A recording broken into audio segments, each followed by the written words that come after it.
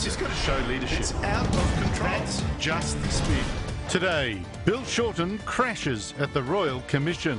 What I'm concerned about more is your credibility as a witness.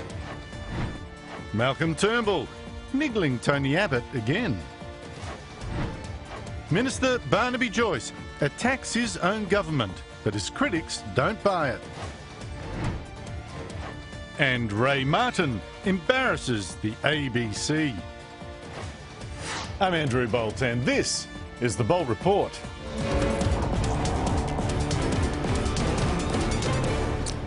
Bill Shorten seemed emotional when he met student unionists at a pub last weekend.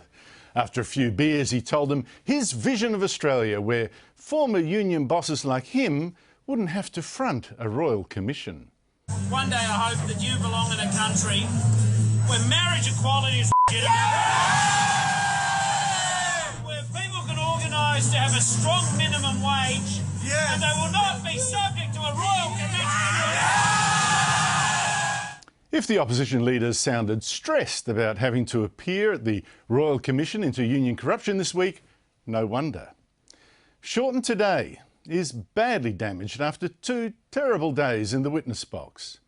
Some ABC journalists tried to dismiss what happened as a hiccup. No smoking gun, just a witch hunt by the Abbott government. The truth is very different. In fact, even Labor's former National Secretary Bob Hogg says Shorten should resign because he does not understand the idea of a conflict of interest. Here's what shocked Hogg. As boss of the Australian Workers' Union, Shorten got employers to give cash to his union when that union was supposed to be negotiating with those same employers for a good deal for their workers. In the most disgraceful case, Shorten got a $40,000 donation for his personal benefit from Unibuilt, a Labor hire company about to negotiate a workplace deal with Shorten's union. That donation paid for a full-time activist to run Shorten's campaign to get into Parliament, and that is red hot.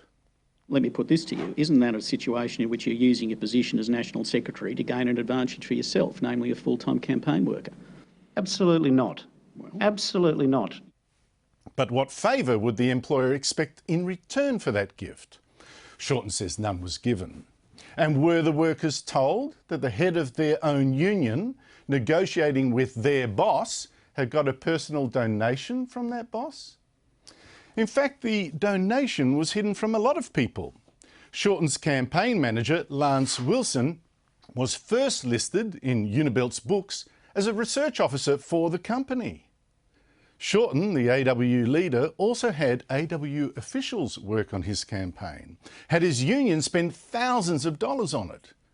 And he didn't declare these donations until just this week, after the Royal Commission got wind of them. It gets worse. Shorten also negotiated a deal with construction company Thiess John Holland, which paid his union $110,000 a year, paying union invoices for ads in the union magazine that didn't actually appear, for union research on back injuries that was never done, for union training John Holland actually provided itself. Shorten's explanation? I knew nothing. Invoices would be issued up to an amount of $110,000 inclusive of GST, regardless of whether or not the services claimed in those invoices had actually been carried out. By 2008, I'm in Parliament. I don't have a line of sight to every document and every invoice. In fact, Shorten was vague about what payments it actually demanded from John Holland in the original deal.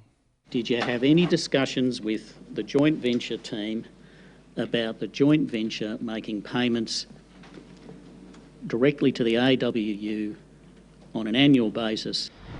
I would not have just said that the company should just pay the union. Are you evading my question? No. Shorten was asked about several similar side deals, like the one with ACI Glass, an oral agreement that had ACI pay Shorten's union nearly $500,000. When you're negotiating an EBA, you've got to go in as hard as you can for the members. Do you agree with that? Always have, always will. And, your position is fundamentally weakened if at the same time you're negotiating a separate secret deal whereby $500,000 gets paid direct to the union. Do you agree with that? Not at all. Now, Shorten insists that his workplace deals with such companies were all great for workers, even though at least 2 actually cut award conditions.